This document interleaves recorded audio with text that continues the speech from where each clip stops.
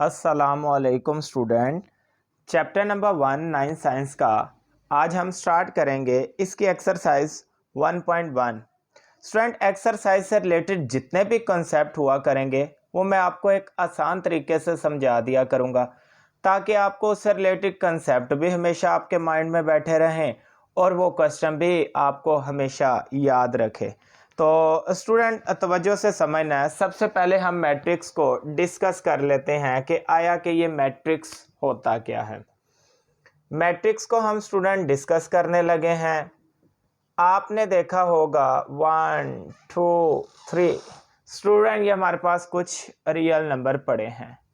तो अभी तक तो ये रियल नंबर ही हैं, लेकिन अगर मैं इनके गिर्द ये स्ट्रेट ब्रैकेट में इसको इनक्लोज कर दूं तो ये एक मैट्रिक्स बन जाएगा। ये ले, ये 1 एक नंबर पड़ा हुआ है स्टूडेंट। अभी तक ये एक नंबर ही है, लेकिन मैं इसको स्ट्रेट ब्रैकेट में इनक्लोज कर देता हूँ, ये एक मैट्रिक्स बन गया। इसी तरह स्टूडेंट 1 2 3 4 ये कुछ रियल नंबर पड़े हैं। जैसे ही आपने स्ट्रेट ब्रैकेट में इनक्लोज किया मैट्रिक्स, मैट्रिक्स स्टूडेंट आपको रेक्टेंगल शेप में नज़र आएंगे या स्क्वायर की शेप में नज़र आएंगे, रेक्टेंगुलर की शेप या स्क्वायर की शेप। तो उम्मीद करता हूँ मैट्रिक्स आपके लिए समझना इंतहाई इजी हो गया होगा। ये लें, जितने भी रियल नंबर हैं स्टूडेंट, ये अभी तक रियल नंबर है, अभी तक आप इनको मैट्रिक्स नहीं बोल सकते। जैसे ही मैंने स्ट्रेट ब्रैकेट में इनक्लोज कर दिया तो ये मैट्रिक्स बन गया। तो मैट्रिक्स की आपको डेफिनेशन पता चल गई। जब हम कुछ रियल नंबर को ब्रैकेट में इनक्लोज कर दें तो वो हमारे पास मैट्रिक्स बन जाता है। अब स्टूडेंट, मैट्रिक्स में हमारे पास दो चीज़ें होती हैं, इसको आपने तवज्जो से समझना है। मैट्रिक्स में स्टूडेंट अपने पास दो चीज़ें ये होती हैं, एक होती है रो और एक होता है कॉलम। अब स्टूडेंट, जो हॉरिजॉन्टल शक्ल में पड़ा होगा हमारे पास वो रो हुआ करेगी, और जो वर्टिकल शक्ल में पड़ा हुआ करेगा स्टूडेंट वो हमारे पास कॉलम कहलाएगा। तो हॉरिजॉन्टल और वर्टिकल का तो आपको बहुत अच्छे से पता है। अब देखें, जैसे स्टूडेंट ये एक हॉरिजॉन्टल फॉर्म है, इसका मतलब इस मैट्रिक्स में एक ही रो है। और कॉलम की बात करूं, ये वर्टिकल की शक्ल आ रही है, चाहे एक वैल्यू भी हो वो कॉलम को शो करेगा। तो ये वर्टिकल की शक्ल आ रही है स्टूडेंट, तो ये कॉलम, इसमें 3 कॉलम 1 रो। इस मैट्रिक्स की बात करूं तो हॉरिजॉन्टल की शेप ये आ रही है, इसमें 2 रो हैं। और अगर वर्टिकल की बात करूं तो ये शेप आ रही है, इसमें 2 कॉलम है। इसी तरह स्टूडेंट, इस मैट्रिक्स की बात करूं तो हॉरिजॉन्टल की शेप में 2 रो मिल चुकी हैं। वर्टिकल की शेप में स्टूडेंट अपने पास ये 3 कॉलम पड़े हैं।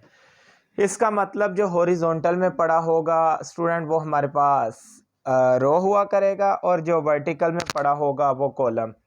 तो उम्मीद करता हूँ आपको मैट्रिक्स और उसमें पड़ा रो और कॉलम के बारे में पता चल गया होगा। अब स्टूडेंट, ऑर्डर के बारे में आप डिस्कस करते हैं कि ऑर्डर क्या होता है। अब स्टूडेंट, हम ऑर्डर को समझ लेते हैं। ऑर्डर का उर्दू में जो मतलब होता है वो होता है स्टूडेंट तरतीब। तो इसका मतलब हो गया मैट्रिक्स की तरतीब। तो मैट्रिक्स की तरतीब क्या होती है स्टूडेंट, ये पढ़ लेते हैं। मतलब एक मैट्रिक्स में रो कितने हैं, कॉलम कितने हैं, ये मैट्रिक्स की तरतीब को बताता है। ऑर्डर का फॉर्मूला होता है स्टूडेंट m/n। m यहाँ पे जो है ये रो को शो करेगा स्टूडेंट, और n जो है कॉलम को शो करेगा।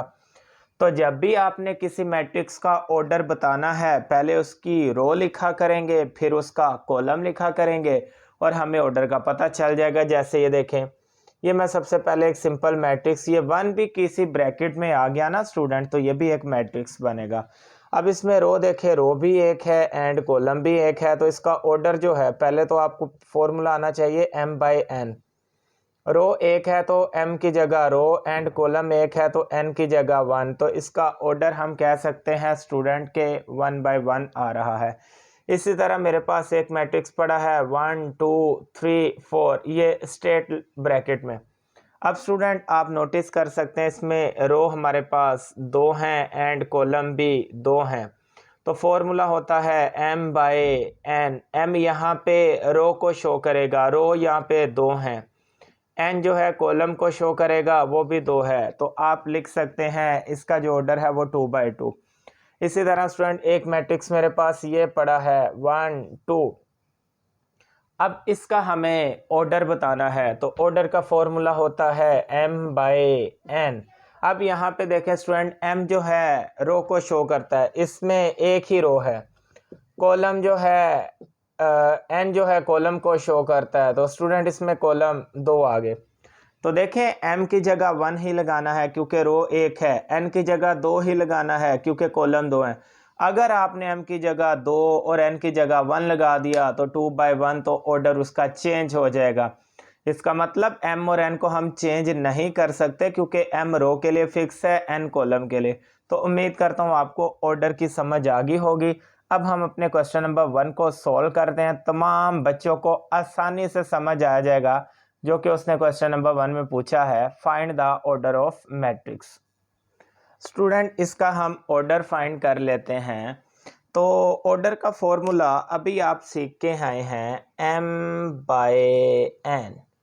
अब स्टूडेंट आपको पता है m रो को शो करता है। हॉरिजॉन्टल फॉर्म में इसमें हमारे पास 2 रो पड़ी हैं एंड वर्टिकल फॉर्म में हमारे पास ये देखें स्टूडेंट 2 कॉलम पड़े हैं। तो इसका ऑर्डर हम लिख सकते हैं 2/2। इसी तरह बी वाला भी स्टूडेंट सेम है, m/n। इसमें भी हमारे पास 2 रो हैं एंड 2 ही कॉलम हैं, तो इसको 2/2 लिख लेते हैं। यहाँ पे स्टूडेंट m/n, इसका फॉर्मूला हमारे पास, इसमें रो देखें 1 है एंड स्टूडेंट इसमें कॉलम देखें तो कॉलम हमारे पास 2 हैं, तो इसका ऑर्डर आ गया 1/2। इसी तरह डी वाले में स्टूडेंट हम लिख लेते हैं m/n। m की जगह रो लिखेंगे, रो स्टूडेंट इसमें काउंट कर लें हॉरिजॉन्टल फॉर्म में 3। ये स्टूडेंट समझते हैं एक वैल्यू से भी रो बनेगा स्टूडेंट।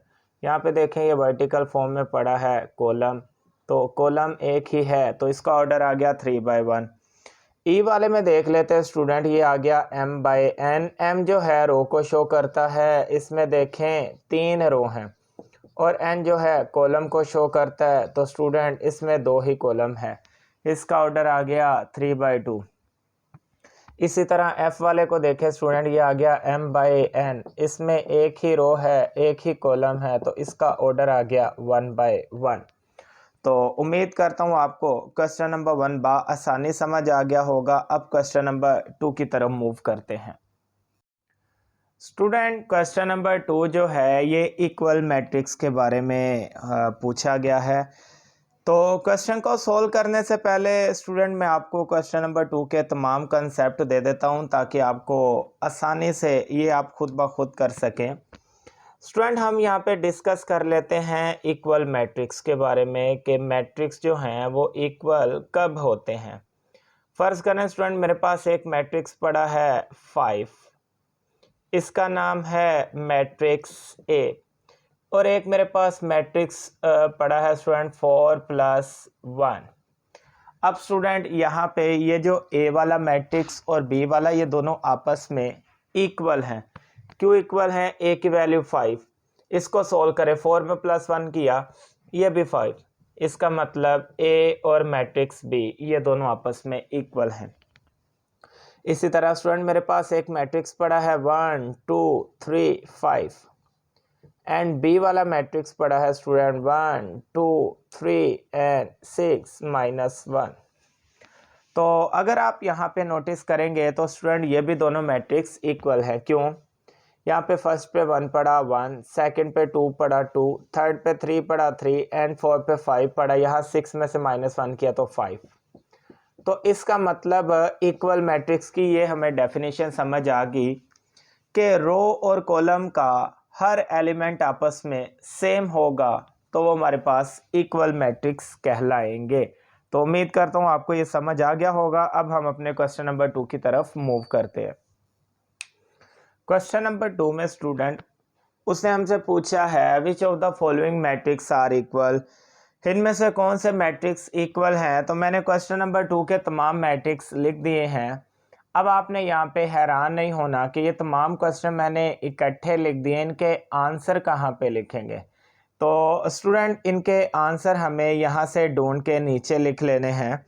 यहाँ पे बस हमें ये फाइंड करना है कि कौन सा मैट्रिक्स इक्वल है। अब मैं आपको बताता हूँ स्टूडेंट, यहाँ पे देखें ए वाले मैट्रिक्स की वैल्यू 3। अब बाकी तमाम मैट्रिक्स को आपने तवज्जो से देखना है और बताएं कि कहाँ पे और 3 बन रहा होगा। दो वैल्यू है, खाली 3 कहीं पे नहीं। अगर इस पे आप नज़र डालें सी वाले में तो 5 में से -2 करेंगे तो 3 बच गया।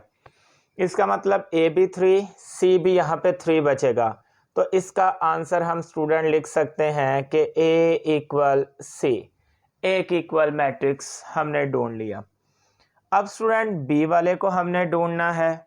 बी वाले की वैल्यू देखें, फर्स्ट रो में पहले नंबर पे 3 पड़ा है, सेकंड पे 5 पड़ा है।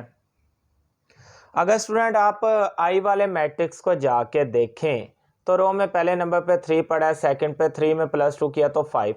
इसका मतलब स्टूडेंट बी और आई ये भी दोनों इक्वल मैट्रिक्स हैं, तो यहाँ पे हम लिख सकते हैं बी इक्वल आई।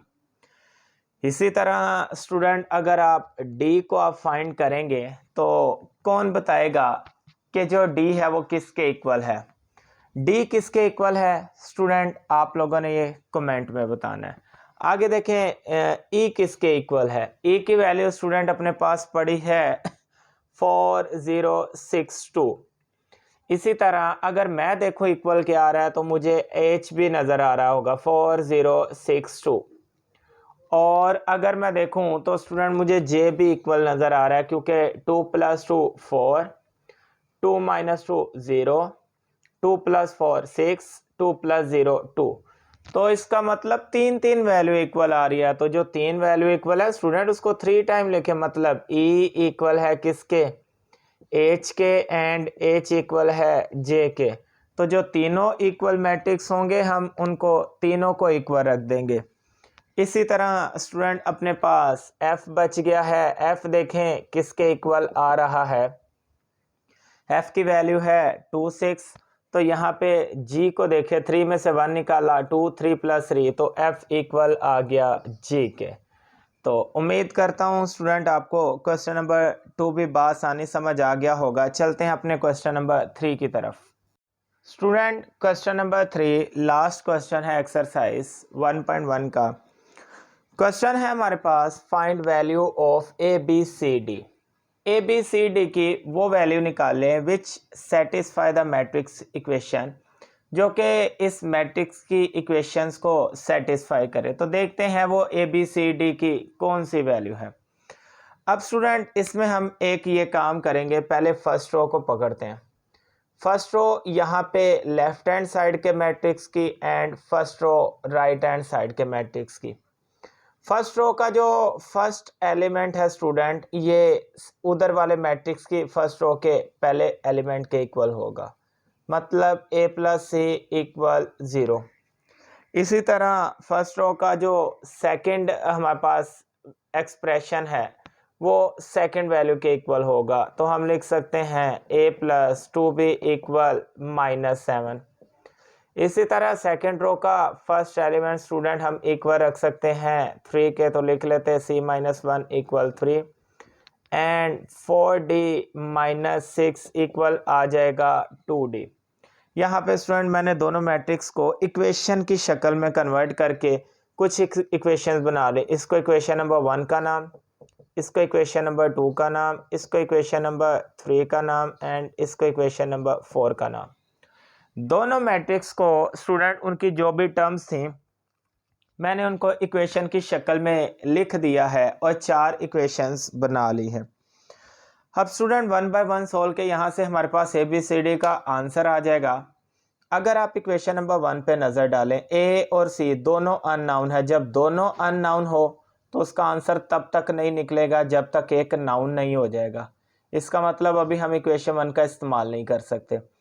ए और बी दोनों अननाउन है, ए का भी आंसर नहीं पता, बी का भी नहीं पता। तो जब तक किसी एक का आंसर ना पता हो आप दूसरी की वैल्यू फाइंड नहीं कर सकते। इसको भी अभी इसके हाल पे छोड़ देते। इक्वेशन नंबर 3, इसमें सी बच्चों देखें अकेला ही पड़ा है, तो जो वैल्यू अकेली पड़ी हो वो तो फौरन फाइंड हो जाती है। तो इसको पहले सॉल्व कर लेते हैं। तो यहाँ पे इक्वेशन नंबर 3 में आपने देखा होगा स्टूडेंट सी कल्ला पड़ा हुआ है, तो क्यों ना पहले सी को फाइंड कर लें। तो यहाँ से अब स्टूडेंट हम अपने आंसर निकालने शुरू करते हैं। यहाँ पे मैं लिख देता हूँ कि सबसे पहले हम सोल्व करने जा रहे हैं फ्रॉम इक्वेशन 3। इक्वेशन नंबर 3 एक आसान सी इक्वेशन है, इसको पकड़ के लिख लेते हैं। c - 1 = 3। स्टूडेंट माइनस का 1 उधर जाके प्लस का 1, तो 3 में 1 प्लस करें तो 4। तो देखें सी का आंसर कितनी आसानी से निकल आया। अब स्टूडेंट हम इस्तेमाल करते हैं इक्वेशन नंबर 4 का। यहाँ पे मैं लिख लेता हूँ फ्रॉम इक्वेशन 4। इक्वेशन नंबर 4 को क्यों पकड़ेंगे स्टूडेंट? क्योंकि दोनों वैल्यू हमें डी नज़र आ रहा है और डी में से डी प्लस माइनस हो सकता है। तो यहाँ पे हमारे पास दो डिफरेंट नहीं है, जैसे कि ये ए और सी दो डिफरेंट थे, तो डिफरेंट से हम किसी को नाउन नहीं कर सकते थे, डी प्लस माइनस हो सकता है। इक्वेशन नंबर 4 है 4d - 6 = 2d। क्यों ना स्टूडेंट यहाँ पे हम d वाली वैल्यू एक तरफ कर दें, जैसे हम x वाली वैल्यू को एक तरफ करके आंसर निकाल लेते हैं। ये 4d आ गया, वैसे ही प्लस का 2d इधर आके माइनस का 2d एंड माइनस का 6 उधर जाके प्लस का 6। 4d में से अगर स्टूडेंट मैं 2d माइनस करूँ तो यहाँ पे बच गया 2d = आ गया 6।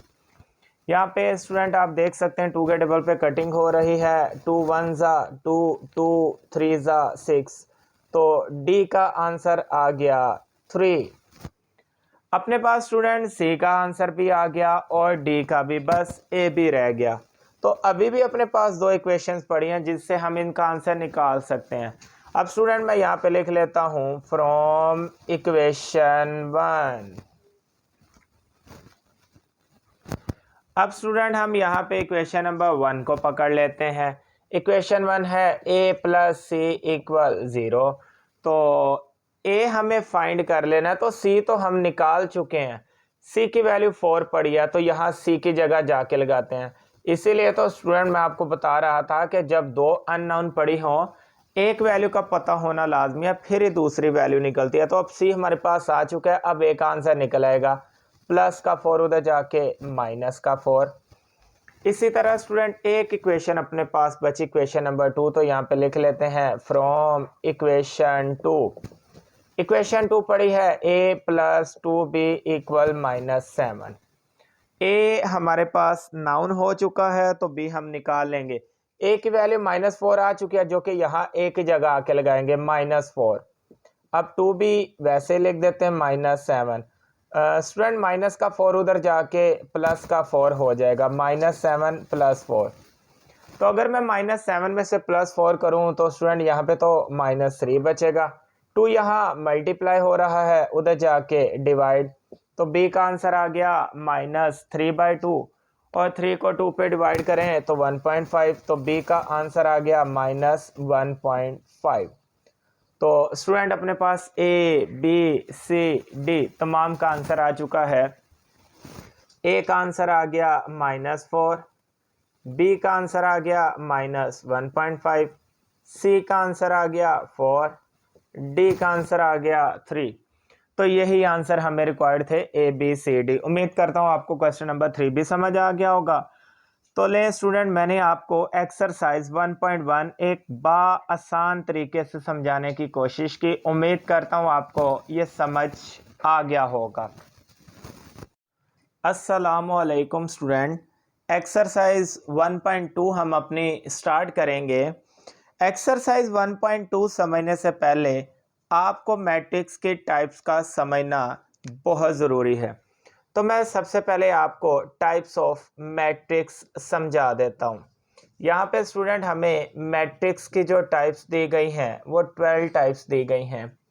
तो वो मैं 12 टाइप्स आपको आसान करके समझा देता हूँ ताकि आपको एक्सरसाइज 1.2 आसानी से समझ आ जाए। मैट्रिक्स की जो स्टूडेंट सबसे पहली टाइप है वो हमारे पास है रो मैट्रिक्स। ये रो मैट्रिक्स क्या होता है? ऐसा मैट्रिक्स स्टूडेंट जिसमें हमारे पास सिर्फ एक ही रो पड़ी हो, इसको कहते हैं रो मैट्रिक्स। जैसे कि मैं आपको एग्जांपल देता हूँ, एक मैट्रिक्स देखें, यहाँ पे मेरे पास एक मैट्रिक्स ए पड़ा है जो कि 1 लिखा हुआ है। अब स्टूडेंट इसमें एक ही रो है। इसी तरह मैं बी मैट्रिक्स पकड़ता हूँ, इसमें मैंने वैल्यू लिख दी 1 2। तो स्टूडेंट इसमें भी एक ही रो है और यहाँ पे मैं मैट्रिक्स से लिख देता हूँ 1 2 3 और स्टूडेंट इसमें भी एक रो है। ऐसा मैट्रिक्स जिसमें सिर्फ एक ही रो हो, a matrix has only one row called row matrix. तो देखें स्टूडेंट, हॉरिजॉन्टल फॉर्म में जो पड़ी हो वो रो होती है, तो इस तीनों मैट्रिक्स में एक ही रो है। सेकंड पे है स्टूडेंट हमारे पास कॉलम मैट्रिक्स। कॉलम मैट्रिक्स क्या होता है? तो रो से ही आपको अंदाज़ा लग गया होगा कि ऐसा मैट्रिक्स जिसमें एक ही कॉलम हो। तो स्टूडेंट ये जो 1 है ये कॉलम में भी आता है और रो में भी आता है क्योंकि इसमें एक ही कॉलम है। अगर मैं बी वाला मैट्रिक्स लिखूं तो इसमें भी स्टूडेंट एक ही कॉलम है। सी वाला मैट्रिक्स लिखूं तो इसमें भी एक ही कॉलम है। तो ऐसा मैट्रिक्स जिसमें एक ही कॉलम हो इसको हम बोलते हैं कॉलम मैट्रिक्स। तो दो टाइप्स अभी तक हो चुकी है स्टूडेंट। थर्ड टाइप है हमारे पास रेक्टेंगुलर मैट्रिक्स। रेक्टेंगुलर मैट्रिक्स किसको कहते हैं? स्टूडेंट एक्सरसाइज 1.1 में आपने ऑर्डर ऑफ मैट्रिक्स पढ़ा था कि एक मैट्रिक्स में रो और कॉलम की तादाद जो होती है वो जो है ऑर्डर को शो करती है। यहाँ पे मैं रेक्टेंगुलर आपको समझाता हूँ। रेक्टेंगुलर मैट्रिक्स ऐसा मैट्रिक्स होता है जिसमें रो और कॉलम की तादाद बराबर ना हो। रो और कॉलम की तादाद बराबर ना हो। जैसे कि यहाँ पे स्टूडेंट आप देख सकते हैं, इसमें हमारे पास एक रो है एंड 3 कॉलम है। तो रो और कॉलम की तादाद बराबर नहीं है, ये रेक्टेंगुलर मैट्रिक्स कहलाएगा। इसी तरह स्टूडेंट यहाँ पे मैं बी लिखूँ 2 3 5 6 3 2। यहाँ पे अगर आप स्टूडेंट नोटिस करें तो हमारे पास 2 रो पड़ी हुई हैं एंड 3 कॉलम पड़े हुए हैं। तो इस मैट्रिक्स में भी रो और कॉलम की तादाद बराबर नहीं है, तो यह भी रेक्टेंगुलर मैट्रिक्स कहलाएगा। तो रो और कॉलम की तादाद बराबर कब होती है? जैसे कि ये 1 मैट्रिक्स देख लें, इसमें एक रो एक कॉलम, या 2 रो 2 कॉलम, या 3 रो 3 कॉलम, तो वो जो होते हैं वो हमारे पास रेक्टेंगुलर नहीं होते। तो ऐसा मैट्रिक्स जिसमें रो और कॉलम की तादाद बराबर हो वो स्क्वायर कहलाते हैं, और जिसमें रो और कॉलम की तादाद बराबर ना हो वो रेक्टेंगुलर। तो रेक्टेंगुलर में रो और कॉलम की तादाद बराबर नहीं होगी। चलते हैं हम अपनी टाइप नंबर 4 की तरफ। टाइप नंबर 4 है स्टूडेंट अपने पास, टाइप नंबर जो 4 है ये है स्क्वायर मैट्रिक्स। जारी बात है जिसने रेक्टेंगुलर मैट्रिक्स समझ लिया उसको स्क्वायर मैट्रिक्स भी पता चल गया, क्योंकि रेक्टेंगुलर में रो और कॉलम की तादाद बराबर नहीं होती जबकि स्क्वायर में रो और कॉलम की तादाद बराबर होती है। जैसे ये मैट्रिक्स ए, इसमें स्टूडेंट एक ही रो है एक ही कॉलम है। मैट्रिक्स बी को देख ले 1 2 3 4, इसमें 2 रो 2 कॉलम है। और मैट्रिक्स सी को देख लें स्टूडेंट 1 2 3 4 5 6 7 8 9, तो इसमें हमारे पास 3 रो 3 कॉलम है। तो स्क्वायर मैट्रिक्स आपको पता चल गया स्टूडेंट, हमारे पास जिनकी रो और कॉलम की तादाद बराबर होती है वो स्क्वायर मैट्रिक्स कहलाते हैं। तो नंबर 5 पे जो टाइप है स्टूडेंट वो अपने पास है नल मैट्रिक्स। नल मैट्रिक्स का एक दूसरा नाम जो है ज़ीरो मैट्रिक्स है। नल मैट्रिक्स या ज़ीरो मैट्रिक्स, तो ऐसा मैट्रिक्स जिसमें हमारे पास किसी भी मैट्रिक्स का हर एलिमेंट ज़ीरो पर मुश्तमिल हो वो हमारे पास नल मैट्रिक्स कहलाता है। जितनी भी वैल्यूज़ पड़ी हों स्टूडेंट वो सब की सब ज़ीरो होनी चाहिए, तो वो हमारे पास क्या कहलाएगा? Null matrix. Each and every element will be zero. तो स्टूडेंट जो भी हमारे पास नल मैट्रिक्स होता है उसका हर एलिमेंट ज़ीरो होता है। कोई एक एलिमेंट भी डिफरेंट आ गया तो वो नल मैट्रिक्स नहीं हो सकता। नंबर 6 पे जो टाइप्स है स्टूडेंट वो हमारे पास है transpose of a matrix. Transpose कहते हैं चेंज करना। ट्रांसपोज मैट्रिक्स स्टूडेंट जब हम रो और कॉलम इनकी वैल्यूज़ को चेंज कर देते हैं, रो को कॉलम बना दें या कॉलम को रो बना दें, तो ये हमारे पास ट्रांसपोज मैट्रिक्स कहलाता है। फॉर एग्जांपल मेरे पास एक मैट्रिक्स पड़ा है 1 2 3 4, मैं इसका ट्रांसपोज लेना चाहता हूँ। ट्रांसपोज लेने के लिए ऊपर छोटा सा टी का साइन लगाते हैं जो कि ट्रांसपोज को शो करता है। तो स्टूडेंट किसी भी मैट्रिक्स का ट्रांसपोज लेना है तो उसकी जो रो है रो को कॉलम में बदल दें। जैसे कि देखें 1 2 हॉरिजॉन्टल में पड़ी है, ये एक रो है, इसको वर्टिकल में लिख दें, ये ले 1 2। 3 4 हॉरिजॉन्टल में पड़ा हुआ है स्टूडेंट, ये रो है, इसको वर्टिकल में लिख दें 3 4। तो जब किसी मैट्रिक्स की रो को कॉलम में बदल दें या कॉलम को रो में बदल दें तो ये हमारे पास ट्रांसपोज मैट्रिक्स कहलाता है।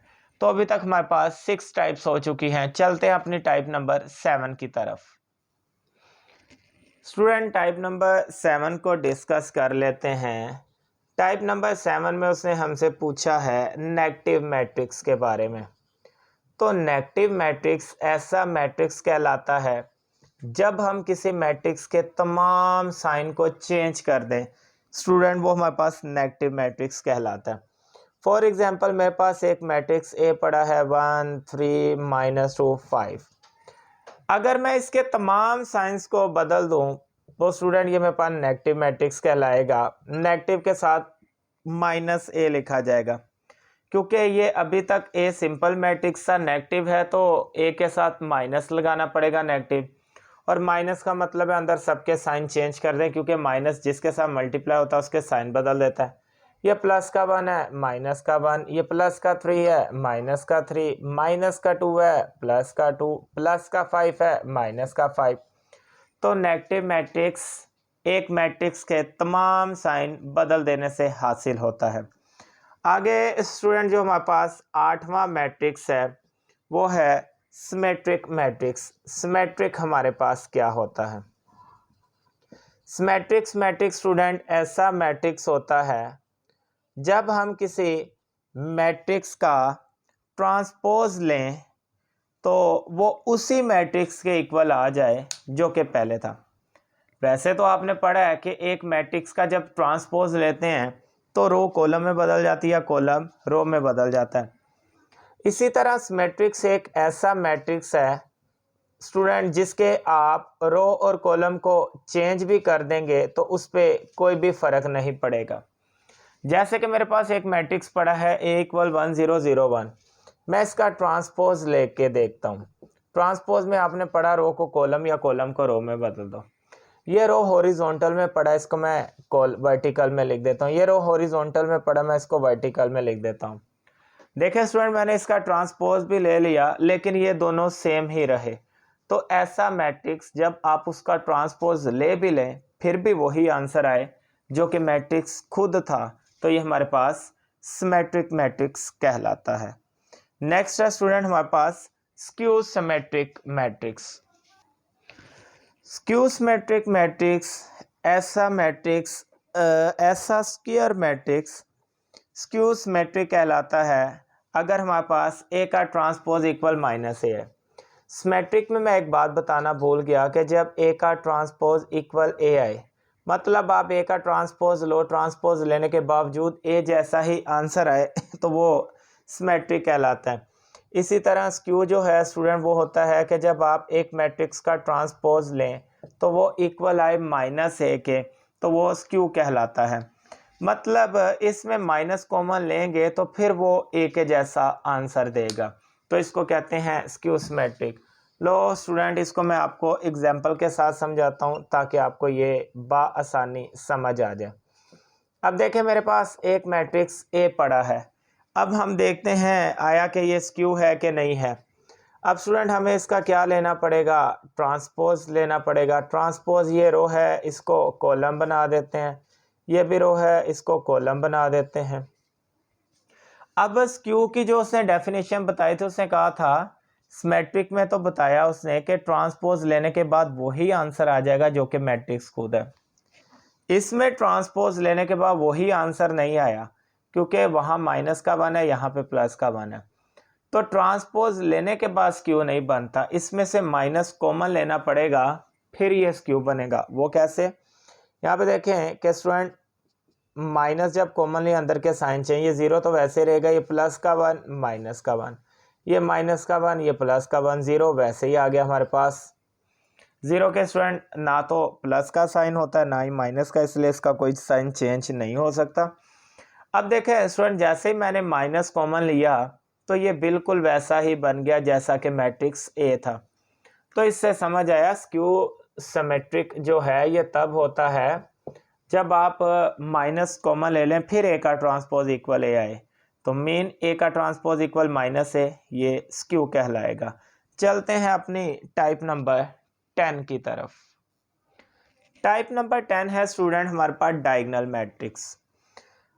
A square matrix is called diagonal matrix if at least any one of the entries of its diagonal is non-zero and non-diagonal। कहता है कोई भी स्क्वायर मैट्रिक्स तब डायगोनल मैट्रिक्स कहलाता है जब उसकी डायगोनल एंट्रीज उसमें से कम एक ऐसा एलिमेंट हो जो कि नॉन ज़ीरो हो। ये देखें स्टूडेंट, ये डायगोनल होते हैं हमारे पास, किसी भी मैट्रिक्स का ये हिस्सा डायगोनल कहलाता है और ये वाला हिस्सा नॉन डायगोनल कहलाता है। तो डायगोनल एंट्रीज में कम एक वैल्यू ऐसी हो जो कि ज़ीरो ना हो। यहाँ पे तो दोनों ही ज़ीरो नहीं है ना, कंडीशन ये है कि कम एक ज़ीरो ना हो। ये लें आप, ये भी ले लें, 0 0 0 2। यहाँ पे देखें डायगोनल एंट्रीज में से कम एक एंट्री ऐसी है जो कि ज़ीरो नहीं है, तो इसलिए स्टूडेंट ये डायगोनल मैट्रिक्स कहलाएगा। मज़ीद अगर मैं इसकी आपको एग्जांपल दूं तो ये भी हमारे पास डायगोनल मैट्रिक्स होगा 1 0 0 0 1 0 0 0 0। तो यहाँ पे देखें स्टूडेंट, कम डायगोनल एलिमेंट्स में से कोई एक ऐसा एलिमेंट तो है जो कि ज़ीरो नहीं है, तो तीनों सेम भी नहीं होने चाहिए, डिफरेंट होने चाहिए। तो ये स्टूडेंट हमारे पास डायगोनल मैट्रिक्स कहलाता है। सेकंड पे है स्केलर मैट्रिक्स। टाइप नंबर 11 है स्टूडेंट स्केलर मैट्रिक्स। तो एक ऐसा स्क्वायर मैट्रिक्स जिसके डायगोनल के एलिमेंट सेम हो वो स्केलर मैट्रिक्स कहलाता है। जैसे कि यहाँ पे देखें इसके डायगोनल दोनों 2 2 थे, तो स्टूडेंट ये हमारे पास स्केलर मैट्रिक्स कहलाएगा। इसी तरह अगर स्टूडेंट मेरे पास 3 0 0 0 3 0 0 0 3 डायगोनल के तमाम एलिमेंट सेम और बाकी जितने भी एलिमेंट है वो तमाम एलिमेंट ज़ीरो होने चाहिए, तो स्टूडेंट ये हमारे पास स्केलर मैट्रिक्स कहलाता है। डायगोनल मैट्रिक्स में आपने पढ़ा कि डायगोनल के एलिमेंट डिफरेंट होने चाहिए और कम एक एलिमेंट तो ऐसा होना चाहिए जो कि नॉन ज़ीरो हो। तो ज़ाहिर बात है जब डिफरेंट एलिमेंट आएंगे तो उसमें नॉन ज़ीरो तो एक आएगा ही। इसी तरह स्केलर मैट्रिक्स में तमाम के तमाम डायगोनल के एलिमेंट सेम होने चाहिए। लास्ट पे आखिरी टाइप है टाइप नंबर 12 जो कि कहलाती है identity matrix. Student identity matrix ऐसा मैट्रिक्स जिसके डायगोनल के तमाम एलिमेंट हमारे पास 1 हो और नॉन डायगोनल 0 हो। तो स्टूडेंट ये हमारे पास दो ही मैट्रिक्स होंगे। यहाँ पे देखें इसके भी डायगोनल के तमाम एलिमेंट 1, इसके भी डायगोनल के तमाम एलिमेंट 1। तो स्टूडेंट ये हमारे पास कहलाएगा आइडेंटिटी मैट्रिक्स। वैसे तो हमने पढ़ा है जिसके डायगोनल के तमाम एलिमेंट सेम हो वो तो स्केलर कहलाता है, लेकिन अगर डायगोनल के तमाम एलिमेंट स्टूडेंट 1 हो तो वो हमारे पास आइडेंटिटी मैट्रिक्स कहलाता है। तो उम्मीद करता हूँ आपको ये 12 की 12 टाइप्स समझ आ गई होंगी। जिसको ये 12 टाइप समझ आ गई हैं अब एक्सरसाइज 1.2 आसानी वो सॉल्व कर पाएगा। स्टूडेंट एक्सरसाइज 1.2 उसका क्वेश्चन नंबर 1 है, फ्रॉम द फॉलोइंग मैट्रिक्स, नीचे दिए गए ये जो मैट्रिक्स हैं आइडेंटिफाई पहचान करें इनमें से यूनिट मैट्रिक्स कौन सा है। Student unit matrix identity matrix का दूसरा नाम है, मैं सॉरी आपको बताना भूल गया, आइडेंटिटी मैट्रिक्स को ही यूनिट मैट्रिक्स कहते हैं। फिर कहता है रो मैट्रिक्स की पहचान करें, कॉलम मैट्रिक्स की एंड नल मैट्रिक्स की। तो आप 12 टाइप्स पढ़ चुके हैं स्टूडेंट, अब आपका भी इम्तिहान है, देखते हैं आपको भी पता चलता है कि नहीं। ए वाला हमने पढ़ा था ऐसा मैट्रिक्स जिसके तमाम एलिमेंट 0 हों वो कौन सा कहलाता है, तो वो नल मैट्रिक्स कहलाता है। फिर स्टूडेंट हमने पढ़ा ऐसा मैट्रिक्स जिसमें सिर्फ आपको एक ही रो नज़र आए, तो वो हमने पढ़ा था रो मैट्रिक्स कहलाता है। फिर हमने पढ़ा ऐसा मैट्रिक्स जिसमें एक ही कॉलम नज़र आए, वो कॉलम मैट्रिक्स कहलाता है। फिर हमने पढ़ा डायगोनल के एलिमेंट 1 एंड नॉन डायगोनल के एलिमेंट 0 हों तो स्टूडेंट भी अपने पास यूनिट मैट्रिक्स, जिसका दूसरा नाम आइडेंटिटी मैट्रिक्स भी है, तो इसको हम आइडेंटिटी या यूनिट मैट्रिक्स कहते हैं। अब स्टूडेंट 0 को देख के हम इसको क्या कह सकते हैं कि ये हमारे पास नल मैट्रिक्स है, क्योंकि एक भी एलिमेंट और वो 0 पड़ा है तो वो नल कहलाएगा। इसमें स्टूडेंट एक ही रो है तो ये रो मैट्रिक्स भी कहलाएगा। इसमें एक ही कॉलम है तो ये कॉलम मैट्रिक्स भी कहलाएगा। याद रखिएगा स्टूडेंट, ऐसा मैट्रिक्स बोर्ड में MCQs देता है और वो ऐसा ऑप्शन दे के पहले नंबर पे नल लिख देता है। बच्चे 0 दे के जल्दी से नल को टिक करते हैं, MCQs गलत हो जाता है। वो क्यों? आगे उसने B पे ऑप्शन दिया होता है रो मैट्रिक्स, C पे दिया होता है कॉलम मैट्रिक्स, जबकि D पे दिया होता है ऑल। तो आपको पता है ये नल भी या रो भी या कॉलम भी है, तो ऑल में जाएगा तो बच्चे जल्दी से नल लगा के गलत करवा लेते हैं। स्टूडेंट इसमें एक ही कॉलम है तो आपको पता है ये कॉलम मैट्रिक्स कहलाएगा। तो इंतहा इजी क्वेश्चन नंबर 1 मीन जिसको वो 12 टाइप समझ आ गई हैं उसको क्वेश्चन नंबर 1 भी समझ आ गया। चलते हैं क्वेश्चन नंबर 2 की तरफ। स्टूडेंट क्वेश्चन नंबर 2 है हमारे पास, from the following matrix identify. Square matrix कौन सा है, कॉलम मैट्रिक्स कौन सा है, रेक्टेंगुलर मैट्रिक्स कौन सा है, आइडेंटिटी या यूनिट मैट्रिक्स कौन सा है, रो मैट्रिक्स कौन सा है और नल मैट्रिक्स कौन सा है। तो जिन्होंने 12 टाइप्स अच्छे से समझ ली हैं उनको तो समझ आ जाएगी कि कौन कौन सा मैट्रिक्स क्या है। स्टूडेंट अगर पहले मैट्रिक्स पे अगर आप तवज्जो दें तो इसमें गिने ज़रा, हमारे पास रो की तादाद कितनी है, 2 रो की तादाद है यहाँ पे, कॉलम की तादाद 3 है। तो जब रो और कॉलम की तादाद बराबर ना हो तो वो मैट्रिक्स रेक्टेंगुलर मैट्रिक्स कहलाता है। तो पहला मैट्रिक्स जो है स्टूडेंट वो बस रेक्टेंगुलर मैट्रिक्स है। सेकंड मैट्रिक्स को देखें स्टूडेंट, बस इसमें एक ही कॉलम है, जिसमें एक ही कॉलम हो वो तो कॉलम मैट्रिक्स कहलाता है, लेकिन साथ एक और भी तो है। इसमें एक कॉलम तो है लेकिन साथ में देखें रो भी तो 3 है, मतलब इसमें रो और कॉलम की तादाद बराबर नहीं है। तो स्टूडेंट ये कॉलम मैट्रिक्स के साथ साथ ये रेक्टेंगुलर मैट्रिक्स भी है। अब स्टूडेंट थर्ड पे देखें, जिसमें रो और कॉलम की तादाद इक्वल हो। इसमें देखें 2 रो हैं एंड 2 कॉलम हैं, तो जिसमें रो और कॉलम की तादाद इक्वल हो वो स्क्वायर मैट्रिक्स कहलाता है। स्टूडेंट ये भी मैट्रिक्स इसमें देखें रो और कॉलम की तादाद इक्वल है, तो ये हमारे पास स्क्वायर मैट्रिक्स भी है। लेकिन इसके साथ साथ ये एक और मैट्रिक्स भी है जिसमें हमारे पास डायगोनल 1 हो, नॉन डायगोनल 0, तो ये स्टूडेंट आइडेंटिटी मैट्रिक्स कहलाता है। इसी तरह अगर इसको नोटिस करें तो स्टूडेंट इसमें 3 रो हैं 2 कॉलम हैं, तो रो और कॉलम की तादाद बराबर ना हो तो रेक्टेंगुलर मैट्रिक्स कहलाता है। यहाँ पे देखें स्टूडेंट, इसमें सिर्फ एक ही रो है तो ये रो मैट्रिक्स कहलाता है। और आपको पता है जो रो या कॉलम मैट्रिक्स होगा वो रेक्टेंगुलर लाजमी होगा, क्योंकि इसमें देखें रो और कॉलम की तादाद इक्वल नहीं है तो ये रेक्टेंगुलर, तो मतलब जो रो होगा या कॉलम मैट्रिक्स होगा वो रेक्टेंगुलर लाजमी होगा। अब यहाँ पे स्टूडेंट देखें एक ही कॉलम है तो ये मैट्रिक्स क्या कहलाएगा, कॉलम। और मैंने कहा था जो कॉलम और रो होगा वो रेक्टेंगुलर भी लाजमी होगा। 8वां पार्ट देखें स्टूडेंट, इसमें 3 रो हैं एंड 3 कॉलम हैं, तो रो और कॉलम की तादाद अगर इक्वल हो स्क्वायर मैट्रिक्स कहलाता है। लास्ट वाले पे देखें स्टूडेंट 0 0 0 तमाम नज़र आ रहे हैं, तो ये नल मैट्रिक्स कहलाएगा। और ख़ाली नल नहीं, इसमें देखें स्टूडेंट 3 रो हैं जबकि 2 कॉलम हैं, रो और कॉलम की तादाद बराबर ना हो तो ये रेक्टेंगुलर भी कहलाता है। तो क्वेश्चन नंबर 2 भी इंतहा ईजी था। चलते हैं क्वेश्चन नंबर 3 की तरफ। क्वेश्चन नंबर 3 जो स्टूडेंट हमारे पास पड़ा है, लिखा हुआ है from the following matrix identify. In matrix से पहचान करें आया कि ये डायगोनल मैट्रिक्स है, स्केलर है या यूनिट मैट्रिक्स है। यूनिट का दूसरा नाम आइडेंटिटी मैट्रिक्स भी है। स्टूडेंट हमने पढ़ा अगर डायगोनल की वैल्यू सेम हो, नॉन डायगोनल 0 हो तो ये स्केलर मैट्रिक्स कहलाता है।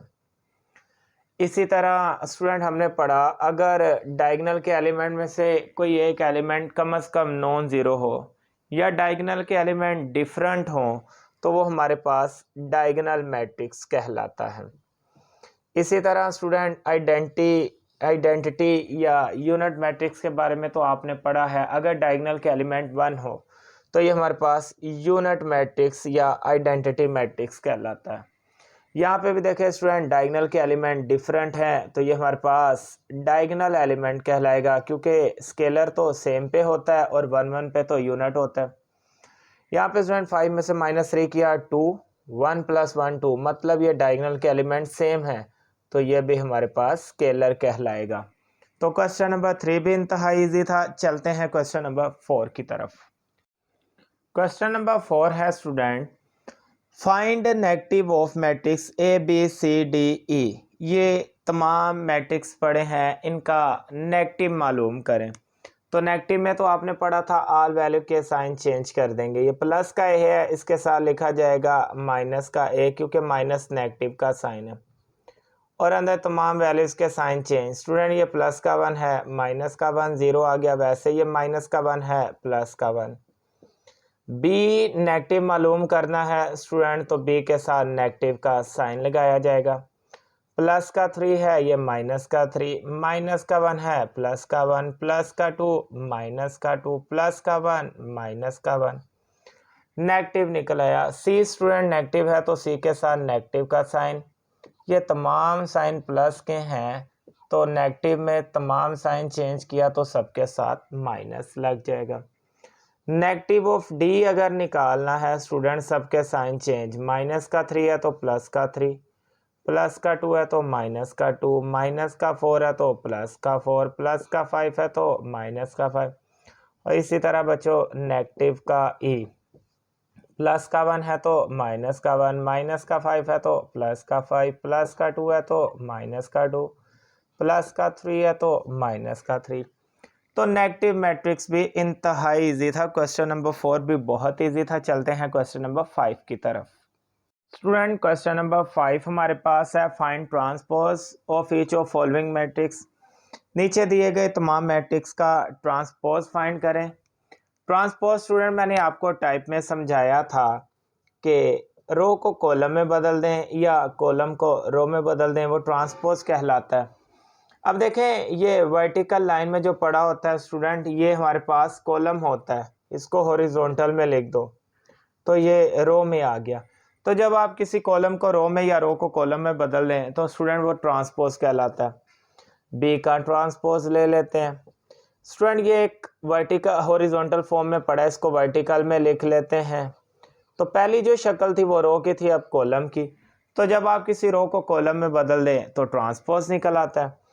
तो सी का ट्रांसपोज क्या होगा स्टूडेंट, हमारे पास देखिए 1 2 एक रो है, कॉलम बना दें।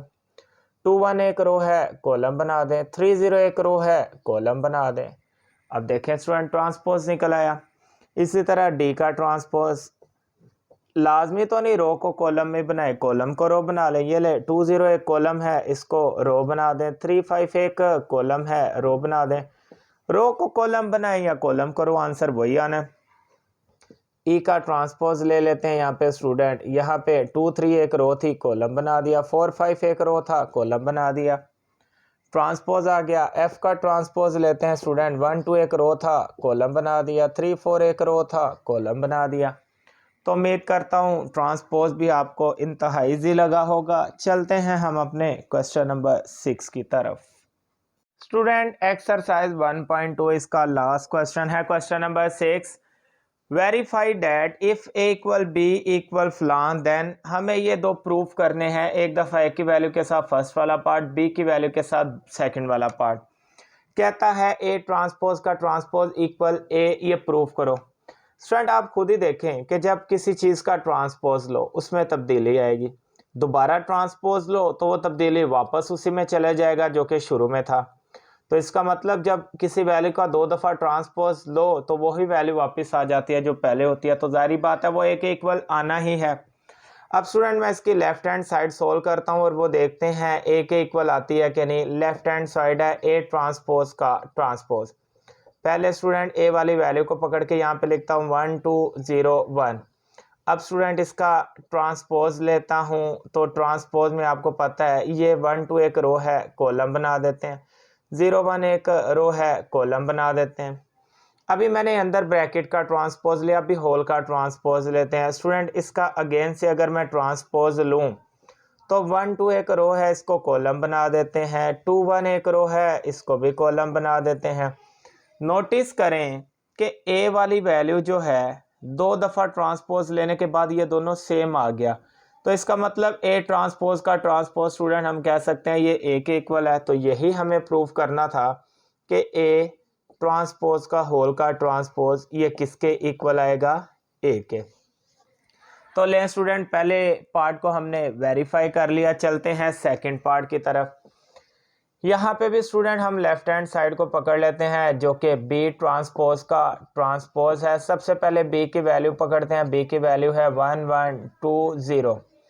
अब पहले एक ब्रैकेट वाला ट्रांसपोज लेते हैं, बी का ट्रांसपोज। ट्रांसपोज क्या करेंगे, ये रो है इसको कॉलम बना देते हैं। 2 0 रो है, कॉलम बना देते हैं। पहले ब्रैकेट का ट्रांसपोज लिया, अब स्टूडेंट होल का ट्रांसपोज लेते हैं। फिर क्या करेंगे, 1 2 एक रो है, कॉलम बना दे। 1 0 एक रो है, कॉलम बना दे। तो नोटिस करें कि वही वैल्यू आ गई जो कि बी की थी। 2 दफ़ा ट्रांसपोज लेने के बाद वो इक्वल बी आ गया, तो आप लिख सकते हैं कि हैंस प्रूफ वेरीफाई हो गया, बी ट्रांसपोज का होल का ट्रांसपोज इक्वल बी के होता है। तो उम्मीद करता हूँ क्वेश्चन नंबर 6 भी आपको समझ आ गया होगा। स्टूडेंट अगर आपको एक्सरसाइज 1.2 की समझ आ चुकी है तो इस वीडियो को अपने दोस्तों के साथ लाजमी शेयर करें ताकि ज़्यादा से ज़्यादा लोग मैथ को बआसानी समझ सकें। इसको लाइक भी ज़रूर किया करें, कमेंट भी ज़रूर किया करें ताकि हम मज़ीद आपके लिए वीडियो बनाते रहें। अल्लाह हाफिज़।